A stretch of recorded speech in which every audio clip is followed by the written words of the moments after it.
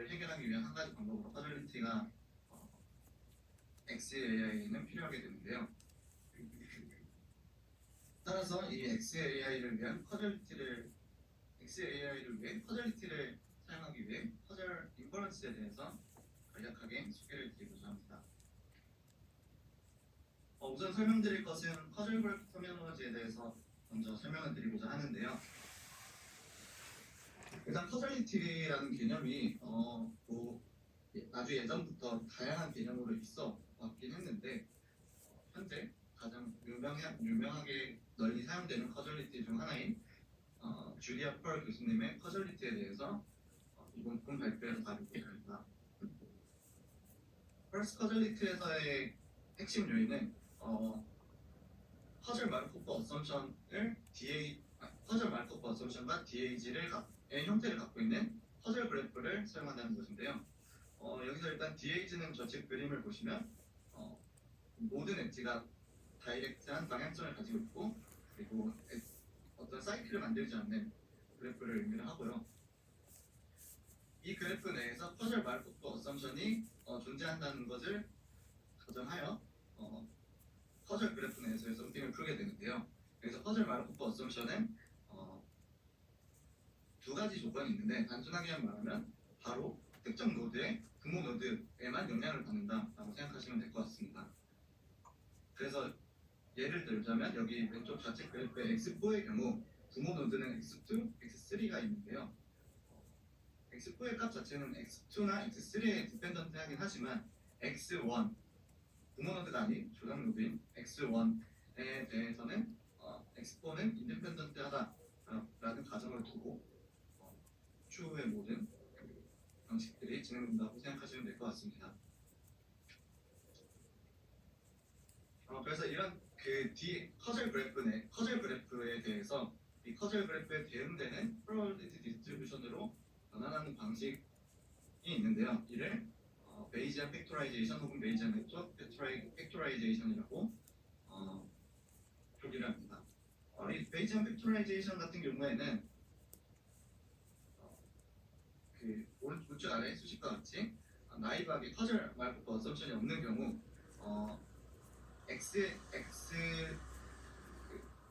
엣지의 방향에 따라 프로바빌리티를 나타내게 되는데요.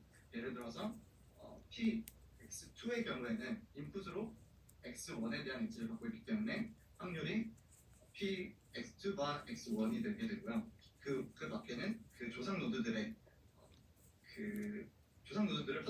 컨디셔널하게 그 프로바빌리티 내에 갖게 됩니다. 그런데 커즐 마르코프 어썸션에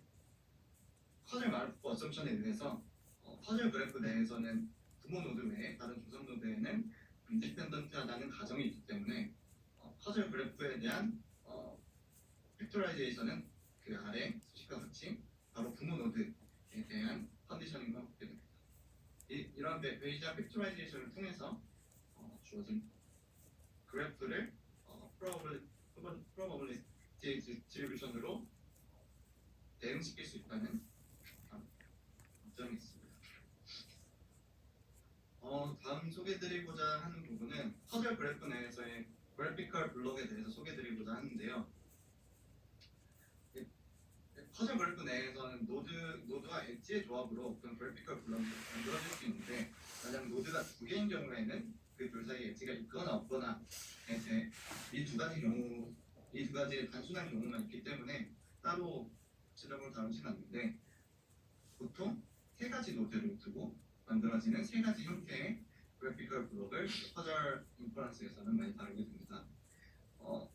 이 세 가지 블록의 이름은 각각 체인, 포크, 인모랄리티라고 불리게 되는데요. 만약에 그 각 세 노드에 연결된 엣지의 방향이 서로 같다면 체인이라고 불리고 혹은 특정 노드에서 아웃고잉 엣지가 바깥으로 나오는 엣지만 있다면 포크라고 불리고 반대로 특정 노드로 들어가는 방향의 엣지만 있다면 인모랄리티라고 불리게 됩니다. 이런 그래피컬 블록의 구조의 이름도 많이 불리우긴 하지만 이 그래피컬 블록 내에 중요한 역할을 하는 노드의 이름이 주로 많이 사용이 되게 되는데요. 여기서 체인 구조를 보시면 체인 구조 내 가운데 있는 그러니까 중간에 X1,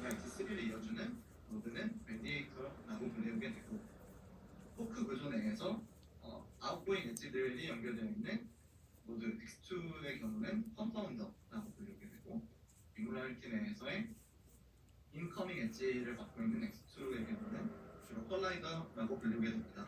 이런 세 가지 노드의 이름을 기억해 주시면 좋겠습니다. 그래서 이런 그 퍼즐 그래프 내 세 가지 그래피컬 블럭에 대해서 어소시에이션이 존재하는지는 다 구조마다 다르게 되는데요.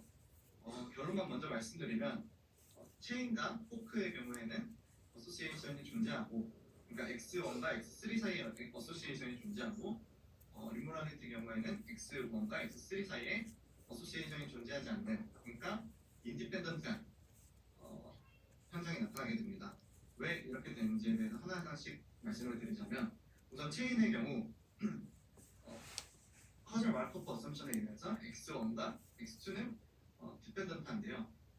이와 마찬가지로 X2와 X3도 디펜던트하게 됩니다. 따라서 X1의 값이 바뀌면 X3도 대응되어 바뀌기 때문에 체인 그래프 내에서 X1과 X3는 어소시에이션 플로우가 존재하고요. 포크의 경우는 X2가 X1과 X3에 대한 공통된 커먼 퍼즐이기 때문에 X2의 값이 바뀜에 따라 X1과 X3의 값이 동시에 같이 바뀌게 됩니다. 따라서 X1의 변화에 의해서 X3의 변화를 관찰할 수 있기 때문에 스태티스티컬한 디펜던시를 갖게 되어 포크 구조 내에서도 X1과 X3는 어소시에이션 플로우가 존재하게 되고요. 근데 반대로 이모랄리티 구조에서는 X1과 X3는 인디펜던트하게 되는데요. 이 이유는 X2가 X1과 X3를 직접적으로 한 번에 조정해줄 어떤 특정 노드가 없기 때문인데요.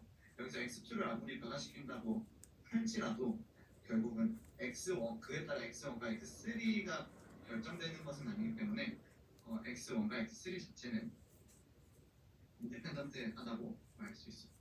인디펜던트한 관계에 놓여 있습니다. 근데 반대로 이 세 가지 형태의 노드에 각 중요한 그 역할을 하는 X2 노드에 대해서 컨디셔닝을 하게 되면 어소시에이션 플로우 자체는 정반대가 되게 되는데요. 체인 포크 같은 경우는 X1과 X3가 인디펜던트해지고, 반대로 이모랄리티는 어소시에이션 플로우가 생기게 됩니다. 이에 대해서 직관적으로 이유를 설명을 드리자면, 체인 같은 경우는 우선 컨디셔닝을 한다는 것에 대한 의미를 먼저 설명드리고자 하는데요. 여기서 X2에 대한 컨디셔닝을 한다는 것은 X2라는 베리어블에 고정된 값을 주어서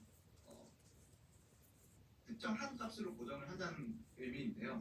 여기서 체인의 X2에 만약에 특정한 한 값을 고정을 하게 된다면, 원래 같은 경우는 X1의 변화에 따라 X2가 바뀌고, 그에 따라 X3가 바뀌었던 게 X2가 고정되면서 X1의 변화가 X3까지 전달되지 않게 됩니다.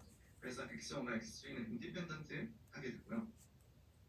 포크도 마찬가지로 원래는 X1과 X3가 X2의 변화에 따라 어소시에이션을 갖고 있었지만, X2가 고정됨에 따라 변하지 않아서 X1과 X3 사이에 변화량을 관측할 수 없기 때문에 포크도 마찬가지로 X2를 컨디셔닝하게 되면 인디펜던트한 X1과 X3가 인디펜던트한 관계에 놓이게 됩니다.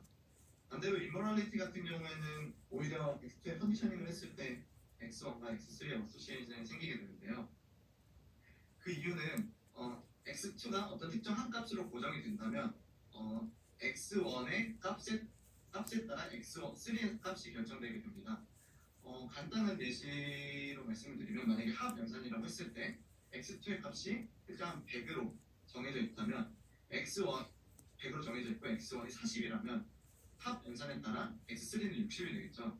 이렇게 X1의 값에 따라 X3의 값이 정해지기 때문에 X1과 X3는 이 구조에서 어소시에이션을 가진다고 할 수 있습니다. 또 특이하게도 X2가 컨디셔닝이 되지 않아도, 만약에 X2에 자식 노드가 있을 때 X2의 자식 노드에만 컨디셔닝이 되더라도 같은 논리로 X1과 X3의 어소시에이션 플로우가 흐르게 됩니다. 다음은 퍼즐 그래프 내에서 보닥트 패스에 대한 어차피 용어 터미놀로지에 대해 설명드리고자 하는데요. 이 블락드 패스는 방금 전에 설명드렸던 그 세 가지 구조